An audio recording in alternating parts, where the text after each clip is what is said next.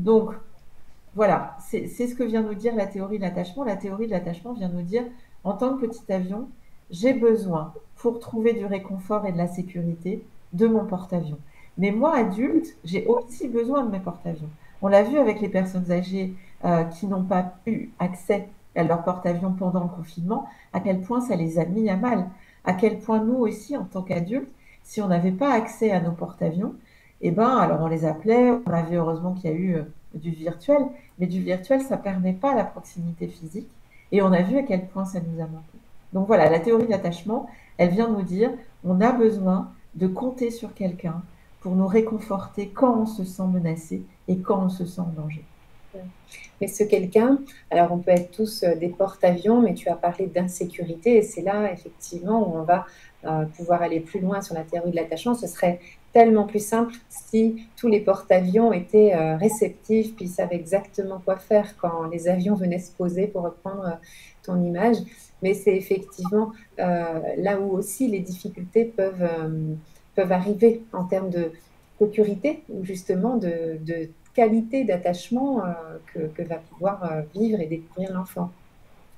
Oui, c'est tout à fait ça. C'est de se dire que, en fait, bah, on le voit bien, nous, a priori adultes, on est plutôt les porte-avions, même si on a aussi nos porte-avions, hein, qui peuvent être nos compagnes, nos compagnons, nos parents ou des amis.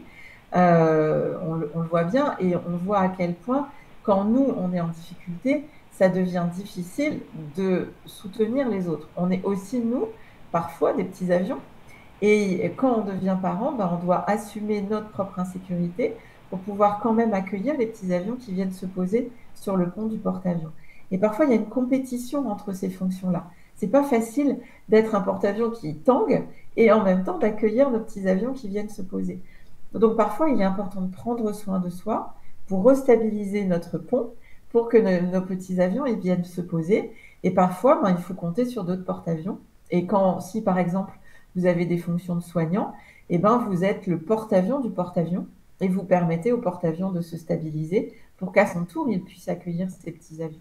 Donc c'est un équilibre, c'est sans arrêt une attention, mais qui doit ne pas nous faire oublier que la personne la plus vulnérable, c'est l'enfant. Parce que l'enfant, en tout cas petit, n'a pas encore construit son plan de vol.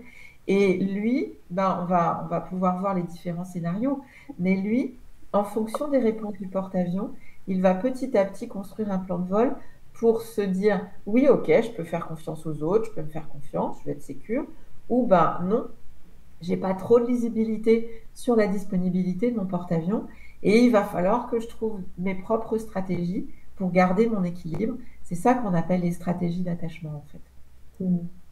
Ces stratégies relationnelles, dans certains cas, tu parlais de plan de vol, elles peuvent varier d'un enfant à l'autre. Alors, à quoi ça peut ressembler finalement, hein, un plan de vol, on va dire, le plus optimal, celui qu'on pourrait souhaiter pour que ce soit le mieux possible pour l'enfant, et à celui qui pourrait être le plus défavorable pour lui.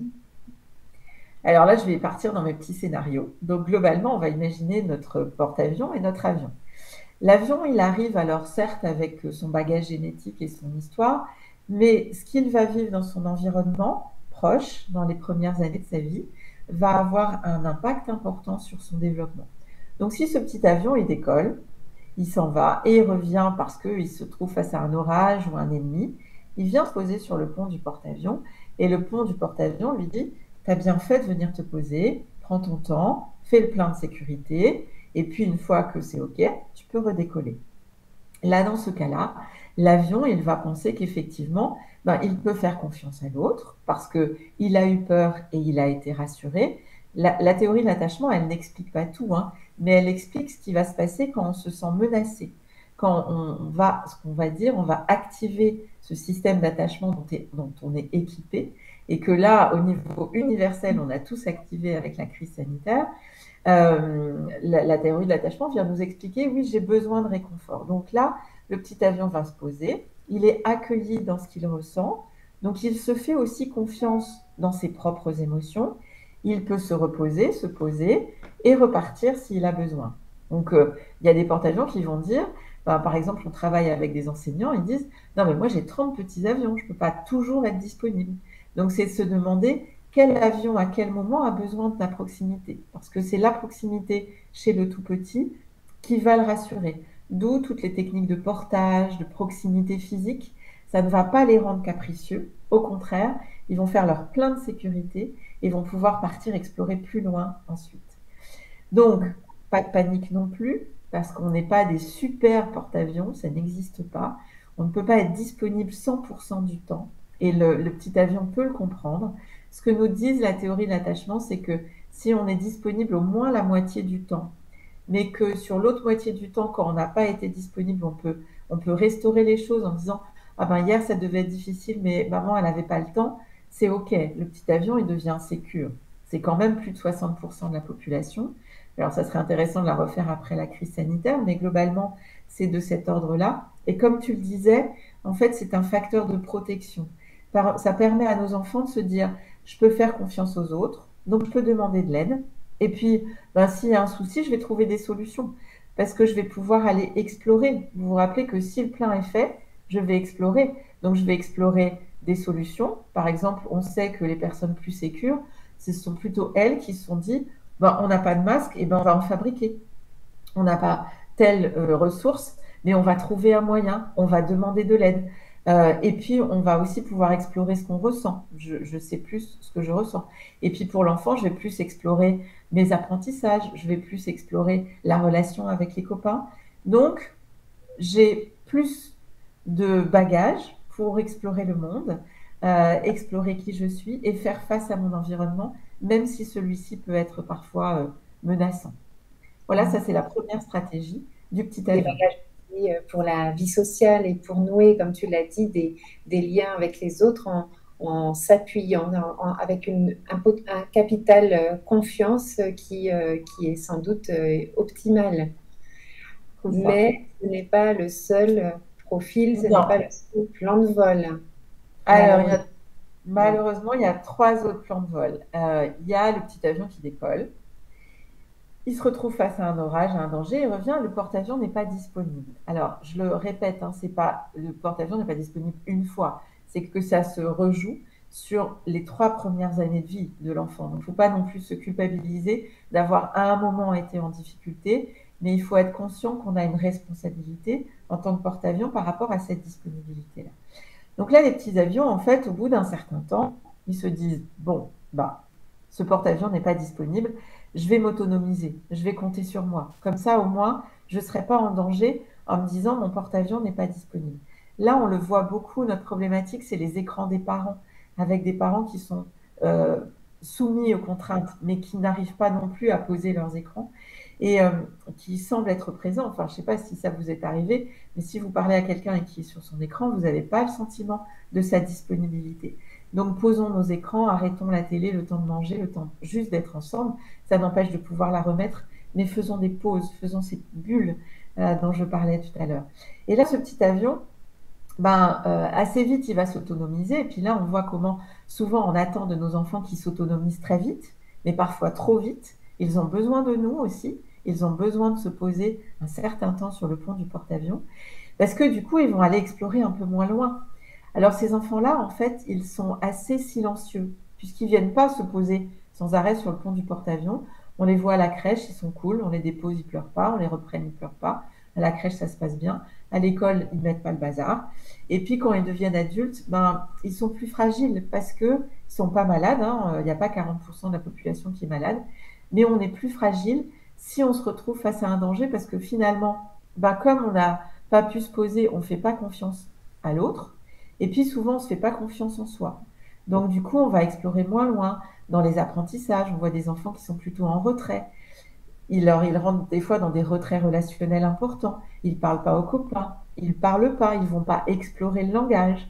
Petit à petit, on va parfois les pousser dans le champ de l'autisme s'ils sont vraiment trop enfermés et trop en insécurité.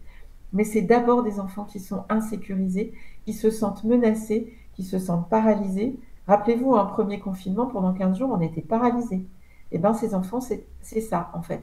Ils se paralysent, ils ne rentrent pas dans le langage, ils ne rentrent pas dans les apprentissages, ils sont dans un retrait relationnel, ils vont plus s'intéresser aux objets, Ils vont rentrer dans des rituels pour se rassurer. Et parfois, on va pouvoir penser qu'ils peuvent avoir des traits autistiques, alors qu'il faut d'abord les sécuriser et leur montrer qu'ils peuvent compter sur des gens. Donc ça, c'est les stratégies insécures, évitantes. Voilà, je ne reviendrai pas trop sur les terminologies, mais c'est la première stratégie. Je vais enchaîner avec les deux autres et puis je te laisse la parole. Deuxième stratégie, le petit avion d'école. Et puis, à chaque fois qu'il revient sur le pont du porte-avions, en fait, il ne sait pas si le porte-avions il est disponible ou pas disponible. Parce qu'il n'y a pas de signalétique, il n'y a pas de feu rouge et feu vert. Là, on l'a aussi beaucoup vu avec le télétravail. Les enfants, les parents étaient là, mais pas forcément disponibles. Et puis, nos contraintes de vie font qu'aujourd'hui, souvent, on n'est pas disponible. Tout à l'heure, j'ai les courses, tout à l'heure, j'ai le repassage, il faut que je fasse à manger, il faut que tu comprennes tout ça, tout à l'heure, tout à l'heure, tout à l'heure. Et donc là, ce petit avion, qu'est-ce qu'il va faire? Il va venir sans arrêt se poser sur le pont du porte-avions. Venir sans arrêt solliciter le porte-avions parce qu'il a besoin de sécurité, mais il ne sait pas à quel moment il vient le faire. Alors, si le porte-avions, si le petit avion, il venait de manière cool en disant petit porte-avions, grand porte-avions, j'ai juste besoin de me poser, c'est pas du tout comme ça qu'ils font. Ils viennent avec des comportements d'opposition, de provocation. Je vais mettre le bazar, je vais mordre, je vais taper, je vais faire des grosses colères, je vais réveiller la nuit, je vais pas vouloir manger, je vais mettre du temps à me préparer le matin. Euh, et ça, en fait, qu'est-ce que ça va faire? Ça va faire que le porte-avions, au bout d'un moment, il va être irrité, il va être épuisé, il va être intolérant par rapport à ces comportements-là, et il va plutôt éloigner le petit avion. On le voit quand on travaille avec les écoles, que souvent, ils envoient l'enfant dans une autre classe pour qu'il puisse se calmer et que ça puisse s'arrêter. Et en fait, en l'éloignant, on ne fait que activer son insécurité et que majorer son comportement. Donc on est des enfants qui vont de plus en plus mal. Sauf que l'enfant tout seul, il ne peut pas faire le plein de sécurité. Il a vraiment besoin que le porte-avions ait conscience qu'il a besoin de temps et de temps précieux, de temps où le porte-avions lui dit mais oui, je suis disponible pour toi, je suis sensible à ce que tu ressens. Voilà, ça c'est une autre stratégie. Et c'est vrai que c'est des enfants qu'on va, eux, pousser dans des troubles de l'attention, de l'agitation, parce qu'ils vont mettre le bazar, parce qu'ils ne semblent pas concentrés, parce que ils sont agressifs, parce qu'ils ne dorment pas. Et ils vont beaucoup nous mettre à mal dans nos postures de porte-avions, parce qu'on a l'impression qu'on ne répond pas à leurs besoins. Et puis on va rentrer dans une escalade très désagréable avec beaucoup de cris, beaucoup de négociations. On ne va plus avoir le plaisir d'être ensemble, en fait.